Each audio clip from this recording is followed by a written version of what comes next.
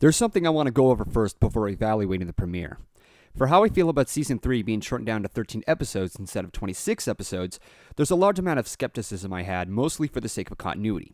And despite the fact that William Anderson on DeviantArt stated that some seasons will be shorter than others in life, having half the amount of episodes for a season seemed to be a bit more risky. Now, to some benefit, it does cut the slack to the staff, especially since the amount of issues they had to deal with by no good, unhelpful soccer moms, and the time constraints and deadlines that they had to meet. At most, I hope to see more effort on the episodes they made, since they had more time on their hands. As someone addresses a lot, quality over quantity. Now, I don't by any means intend to pressure the staff for the better of them, but I also hope that the amount of praise they receive from the bronies won't let their guard down and lose their touch on the show's quality. But until then, we have 11 more episodes in production for Season 3, and it's only something to worry about later on. Now, with that said, on with the premiere of Season 3, The Crystal Empire. We begin as Twilight's given a test by Princess Celestia, but like no other she expected. She is lectured about a vanished city called the Crystal Empire. While it represents hope and love, a threatening king named Sombra once took over with hatred and placed all the ponies, known to be crystal ponies in this one, into absolute slavery. With the elements of harmony Celestia and Luna once had, he is banished to the ice of the Arctic North, but with the results of his attempts to vanish in the city in the first place for over 1,000 years by a curse. Within its return, Sombra, who is also back, tries to take over again in spirit. So Twilight is told to provide protection before havoc breaks loose again. She's thankfully not entirely alone. Did you pass? Are we gonna celebrate your awesomeness with Princess Celestia? Not quite. We're going to the Crystal Empire. Huh? Upon their arrival, Cadence provided a protection spell from Sombra, but has had no sleep at all. Because of this, there's little time to find information and restoring balance to the kingdom. And with much trouble at hand, the Crystal Ponies have little to no memory of their past time, and especially since the curse and fear they're under from Sombra. They're under a massive depression. This then leads to the second musical number, which is my favorite so far for the premiere, Ballad of the Crystal Ponies. Oh, we have to get this right. Yes, we have to make them see. We can save the crystal ponies with their history. There was a crystal flugelhorn that every pony liked to play. And a crystal kingdom anthem. Can you learn it in a day? Successfully, the Crystal Ponies begin to remember, and every step of the way, they begin to spark more. Okay, where do I begin? The villain in this one barely even counts as a villain. We only see him as he begins to break loose and transform, but as he's recovering, he's only defeated with no real true form at the end. It would be really nice to see if there was more time to see how threatening he really was and extend the suitable limit to the viewers. It worked a lot in Canterlot Wedding, so I don't see why it shouldn't have been done here.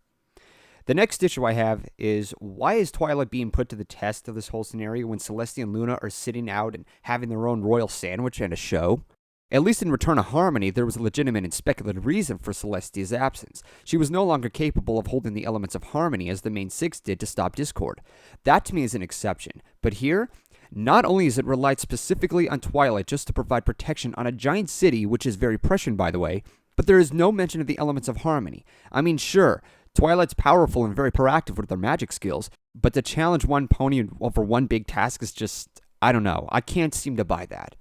Lastly, why the hell would you just banish Sombra to the Arctic North when really, you could just banish him to the moon like Luna?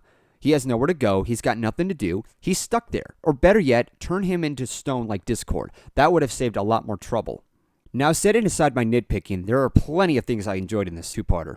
By keeping the characters intact, the humor was top-notch. Rarity's reaction to the Crystal Empire by her fashion-obsessive fantasies was something I was expecting from a mile away. And Pinkie Pie dressed up as a spy was, as usual, completely random out of nowhere, especially her disguise as Fluttershy. Cadence being tossed by shining armor I thought was priceless, regardless of the scenario. The crystal culture was something I thought curious about more and more after I finished the episode. From what I thought was to be a typical love and hate setup, turns out to be something a little more in-depth than what I originally thought in most cartoons. Of course, the true form of the Crystal Ponies was visually fantastic to look at. The transparent bodies sparkling everywhere, and the hexagon-shaped light reflections on the pupils of their eyes. Part of what I enjoyed most was Twilight's obstacles into reaching the Crystal Heart. Going into stairways to gravitational slides was a trippy and fun experience. And I don't think I'll ever forget the scene where Twilight encountered the crystal spell that unleashed the visions of her worst fear. Not only will you not move on to the next level of your studies, you won't continue your studies at all. What do I do now?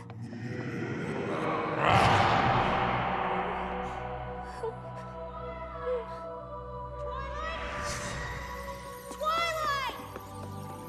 Twilight! I know you told me to stay up there, but you were down here for such a long time, and... What were you looking at? I mean, it's just a wall. Ponyville? Well, how did I get... No! I don't want to go! Oh, please, Twilight, don't make me!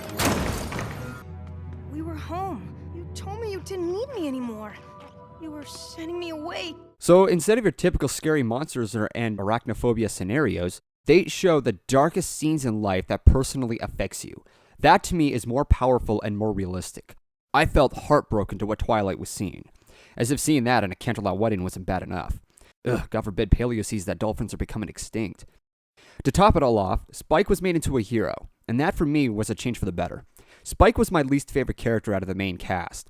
He was either supportive or just plain dull. It seemed as though the writers couldn't make up the mind of what he's supposed to be referred to as. But here, he actually gets the heroic praise, which to me is a new step for him, and it's a new step that he can go for better on the staff. Now, while there were plenty of things I enjoyed about this premiere, it overall is the dullest compared to the rest. I certainly enjoyed it, but there was a lot of room for improvement. What could have made this better is mostly if the villain had more screen time and a chance to take over. As repetitive as it sounds, there was a lot of room to place a spot for him, especially when Twilight's going for the Crystal Heart. Let's say that while she's still getting it, Sombra's taken over the Crystal Empire, and Cadence is no longer conscious from her power, until at the very end, she can recast her spell. That would have been a hell of a lot better. We see the fear and wrath from Sombra while everything else is happening. But as I said, it was still enjoyable, and I hope that the rest of Season 3 still keeps at it. So until next time, this is Golden Fox. Take care.